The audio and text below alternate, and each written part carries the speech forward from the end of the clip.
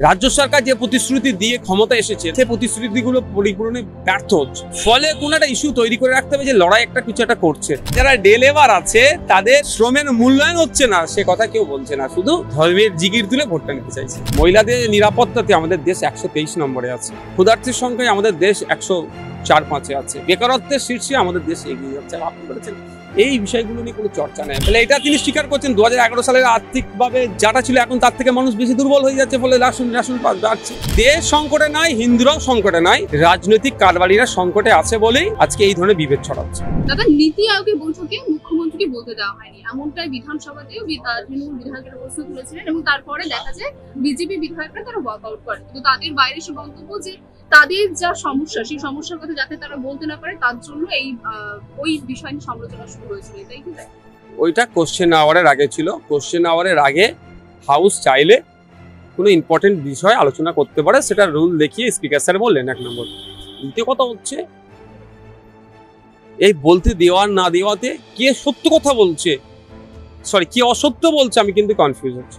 কারণ দেশের finance minister বলছেন যে উনি মিথ্যা কথা বলেছেন, আর মাননীয় বলছেন তাকে যথাসময় দেওয়া হয়নি, 4 মিনিট নাকি দেওয়া হয়েছে। এই বিষয় আছে, ওটা মিনিটসটা দেখলে জানা যাবে, আর ভিডিও যদি এখন থেকে নিশ্চিতভাবে থাকলে সেখানে পাবলিশ হবে। ব্যাপারটা আমি একটা কথা বলি, এটা শুধু আমাদের রাজ্যের মানুষকে না বোকা বানানো হচ্ছে। আসল যে ইস্যু থেকে মাইন্ডটা ডাইভার্ট করার চেষ্টা হচ্ছে।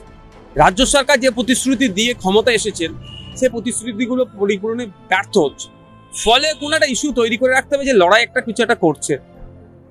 আজকে 2011 সালের আগে বলেছিল কেন্দ্রীয় সমরে যারা ডিএ দিতে পারে না যে সরকার, তার সরকার চায় না, তার যোগ্যতা রাখে না। আজকে দেখুন, আজকে ডিএর কথা বললে কি বলছে যে ঘেউ ঘেউ করবে না, সুপ্রিম কোর্টে যে মামলা ঠুকে বসে আছে, মামলা ডেটের পর ডেট পড়ছে।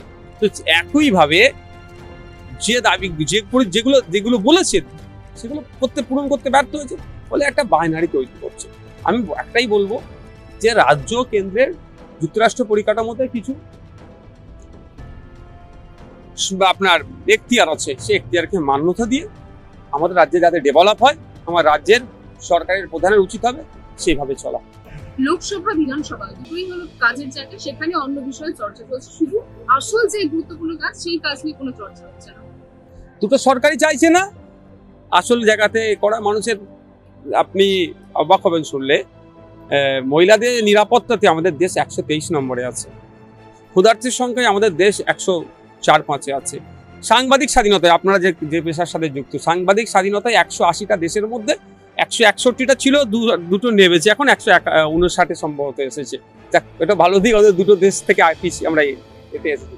এই জায়গায় আমরা পৌঁছেছি, বেকারত্বের শীর্ষে আমাদের দেশ এগিয়ে যাচ্ছে। আপনি বলেছেন এই বিষয়গুলো নিয়ে কোনো চর্চা নেই। বাংলায় দেখুন, আজকে মাধ্যমিক পরীক্ষার্থী যত দিন যাচ্ছে কমে যাচ্ছে।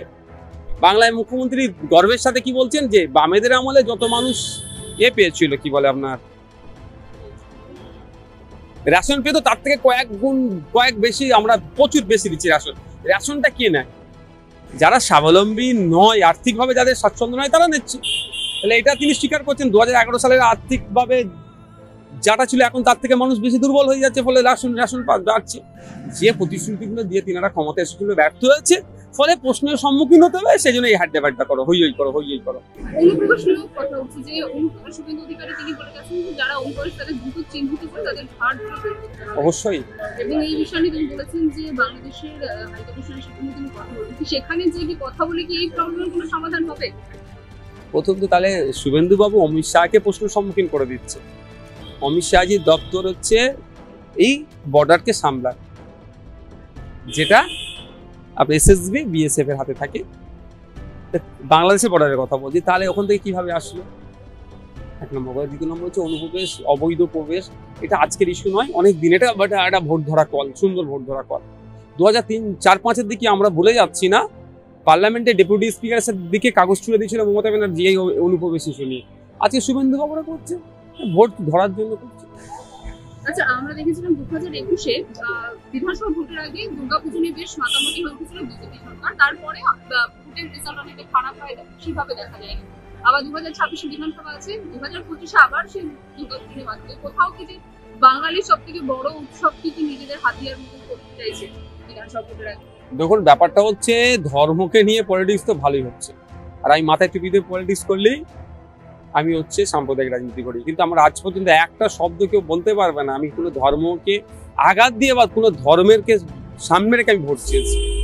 কিন্তু দুর্ভাগ্যের বিষয়, রমজান মাস আসলে মাথায় ঘোমটা দিয়ে হিজাব করে ইফতার করে, আর ফলের দাম কমুক এর কথা কেউ বলে না। দুর্গাপুজো আসলে গিয়ে ফিতে কেটে পুজো উদ্বোধন করে, কিন্তু ওই পুজো যারা দেখতে আসে তাদের রুজি রুটির মান কোথায় নামছে? তারা যারা ডে লেবার আছে তাদের শ্রমের মূল্যায়ন হচ্ছে না, সে কথা কেউ বলছে না, শুধু ধর্মের জিগির তুলে ভোটটা নিতে চাইছে। আচ্ছা, বিজেপির তরফ থেকে বলা হচ্ছে হিন্দুরা নাকি সংকটে আছে, তার জন্য বিহার এবং বাংলাদেশ সহ 6টি রাজ্য কেন্দ্রশাসিত তারা অন্তর্ভুক্ত করতে চেয়েছে। আপনি কি বলেন? দেশের প্রধানমন্ত্রী যদি হিন্দুরা সংকটের কথা বলেন, দেশের প্রধানমন্ত্রীকে ধর্মীয় পরিচয় থাকলে হিন্দু, দেশের রাষ্ট্রপতি, উপরাষ্ট্রপতি, সেনাপ্রধান কি আছেন সবই ধর্মীয় পরিচয় দেখলে দেখা যাবে কি তারপরেও দেশ সংকটে আছে। দেশ সংকটে নাই, হিন্দুরাও সংকটে নাই, রাজনৈতিক কারবারিরা সংকটে আছে বলেই আজকে এই ধরনের বিভেদ ছড়াচ্ছে। কোথাও কি মানুষের হিন্দু মুসলিম যারা এই সম্প্রদায় তাদের মধ্যে কি বিভেদ সৃষ্টি করা হচ্ছে? করা হচ্ছে, ভয় দেখানো হচ্ছে।